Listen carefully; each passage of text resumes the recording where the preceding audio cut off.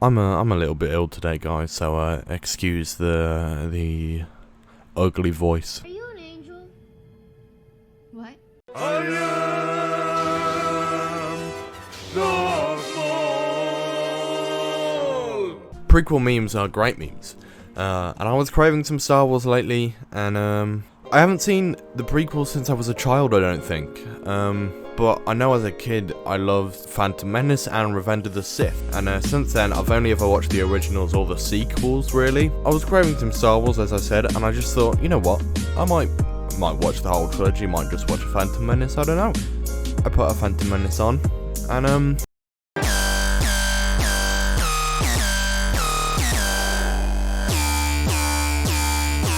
I hope you like my new intro, by the way. It's because I am scared of fandoms. How bad is it actually in 2021?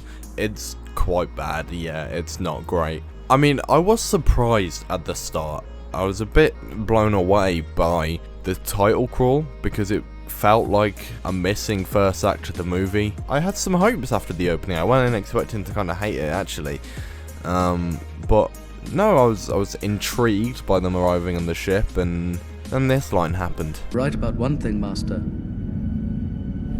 The negotiations were short. And I remembered I was watching a Star Wars prequel. I don't know why George Lucas writes his lines like this, and I don't know how they were conveyed this way. I'm going to be watching, because I have the Skywalker Saga on Blu-ray, I'm going to be watching the second disc for the Phantom Menace, and hopefully finding some interesting facts about it. But from what I do understand, basically the whole movie was CGI, and you can see the heavy reliance, which will not help the actors. There were barely any sets, and even in George Lucas's reaction, which I have seen to the film, and you can tell, even he's a bit like, oh, I may have gone too far in a few places. Yeah. So the first thing I want to talk about is the plot, because it's probably my least favourite plot in any of the Star Wars films. The one exception being the rise of Skywalker. Rey who? Rey Skywalker. How dare you stand where he stood? I had a really tough time piecing it together. I had to look up about the plot afterwards to actually kind of put together the pieces, because, well, normally it might, if there's a complicated plot in a film, it might take me a bit of time to process it, but I never have to look it up. A good film conveys it well. This does not. I have no idea what's going on, and even after I found out, I was like, why? It's something about a trade deal, a Senate meeting, and politics, and Palpatine wants Padme to sign something. I've forgotten already. It's horrible. There's nothing wrong with complicated plots, but first of all, make them interesting. Second of all, you have to convey them properly. The Cosmonaut Variety Hours video on the prequel trilogy is a great video. I love that guy, by the way. If you're watching this, you probably already know who he is, but I love him. Go watch his videos if you don't. It's so funny, and I really enjoy his reviews. I mean, he says in one of his videos, and if you try to break this movie into a beginning, middle, and end, you would have trouble finding out where each part begins. And that's true. How is that true in a movie? The characters are also not characters, they're just kind of things. The most acceptable is Liam Neeson as Qui-Gon. And I think, from the word acceptable, I think you can understand how it is. I mean, apparently Liam Neeson accepted the role before even reading the script, which makes a lot of sense. Qui-Gon and Obi-Wan are meant to be apprentice and master, and they're meant to have a good relationship, but we have one scene actually of anything to do with that, and it's a really good scene actually, and it did help a little bit towards the end, where Qui-Gon dies and Obi-Wan's reaction, which I did laugh. But that's the one character driven scene. Throughout the rest of the movie there is no character anywhere at all. It is frustrating, and that's the thing with this movie as well. You're not invested at all. You know, it's just, there's nothing to keep you wanting to keep it on. But then in the other movies, I'm invested in at least something. I mean, I can't speak for the prequels, I don't really remember. I remember not liking Attack of the Clones, and I remember loving Revenge of the Sith.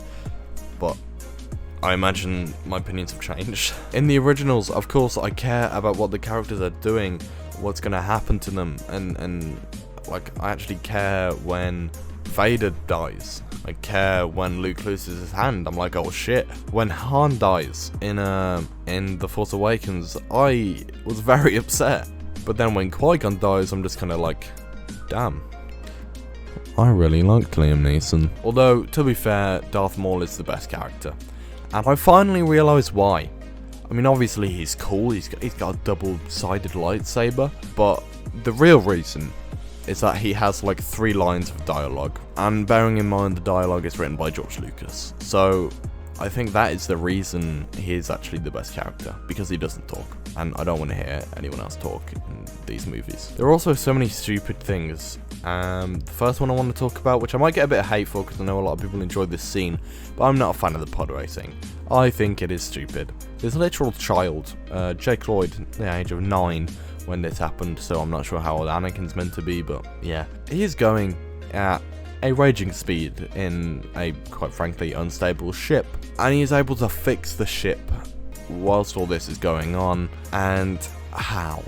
I get Anakin is Anakin Skywalker, but he is not anything at this moment that makes Anakin Anakin. I mean, it's a part of the movie that has some energy, which I give that credit for, but it's just kind of stupid, and again, I don't care. And honestly, Anakin was so annoying, and from memory is annoying in the next 2 as well. So I just don't know. I just found it stupid and really no. But not even just that with the pod racing. Well, yes, it does have energy. That's the only compliment I can give it personally, because it looks horrible. Not just the CGI. The CGI is a bit better in the pod racing actually. Which, by the way, the CGI throughout the movie is awful. It's why is there so much? It is so bad. It's just shot really bad, and it's actually quite distracting. A lot of the film is people talking, and why? One of the worst things you can do to your movie is make it boring, but that's what you're doing when the main plot is to do with politics, and it's just people talking. I hate it so much. The acting, like I said, it sucks as well, and I think it's a mix of writing and direction. Like, to me, it feels like everyone's trying, but they just don't know what to do. Anakin especially. I know Jake Lloyd was a kid, but I don't. Oh my god, I cannot stand him. Are you an angel? Shut your fucking mouth! Even Ewan McGregor and Liam Neeson aren't great. They're just flat. It's distracting, especially because I know how good actors they are. Taken is one of my favourite action movies, and Dr. Sleep was my favourite movie of 2019. And you know that means something because Endgame came out in 2019. Samuel L. Jackson is the best actor in this movie. He gives the best performance, and he's in like 2 scenes. I mean, there was stuff I genuinely enjoyed. Even though I think the pod racing is stupid, like I said, it's really fast paced and it's a nice change of pace. I appreciated something happening. I mentioned it at the start of the video, but the opening was pretty fun. The title crawl sucked. It's like the first act of the movie that was meant to be there but got cut out, but okay. Oh, also, Palpatine is fucking stupid. I don't want to talk anymore about Palpatine because I might die. The lightsaber action is fun. It's not tense and there is no suspense at all. But I mean, within this movie, I do not care if I'm seeing something happen, especially laser sword action scenes slicing through robots. I'm not gonna complain. The final battle was very cool as well. Even though I did not care what happened, the visuals were very cool, and the music was great too. I mean, it's John Williams, it's not gonna be bad. Although, in total fairness, it's definitely not the worst Star Wars movie by a long shot. And it's not the worst movie ever made either, but it's just a lot of it can be very boring, and I just don't care about anything that's going on. But I think with some of the dialogue, it's actually kind of charming how awful it is. Like, and I think there are definitely certain guilty pleasure parts to this film, but maybe that's just me. I mean, as I always say, this is just my opinion. Film is very subjective, so yeah.